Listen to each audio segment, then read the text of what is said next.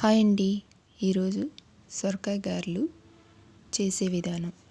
సొరకాయ గారెలు చేయటానికి కావలసినవి: లేత సొరకాయ ఒకటి తీసుకొని అది శుభ్రంగా కడిగి పొట్టు తీయకుండానే తురుముకోవాలి.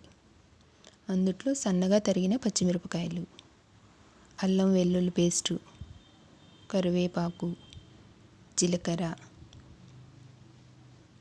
ఇవన్నీ వేసుకోవాలి. ఇప్పుడు బియ్యం పిండి 3 గిన్నెలు వేసుకోవాలి. సొరకాయలో ఉన్న వాటర్ తోటే కలుపుకోవాలి ముద్ద అయ్యేటట్టు. వాటర్ పోయకూడదండి. వాటర్ పోస్తే టేస్టే మారిపోతుంది, టేస్ట్ ఉండవండి.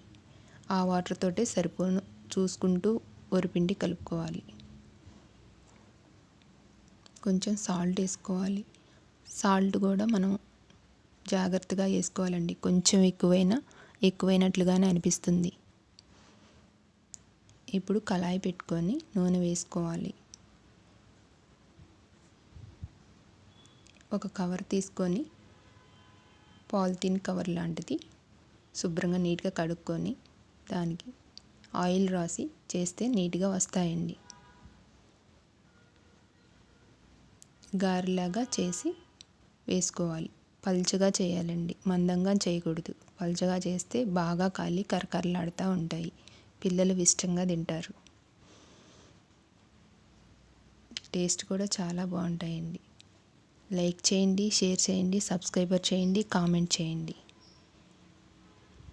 మీరు కూడా ట్రై చేయండి.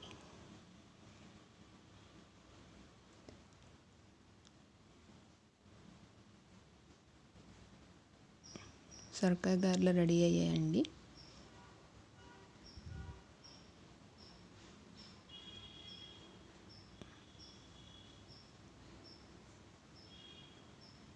టేస్ట్ చాలా బాగుంటాయండి. చూడండి ఎంత బాగున్నాయో.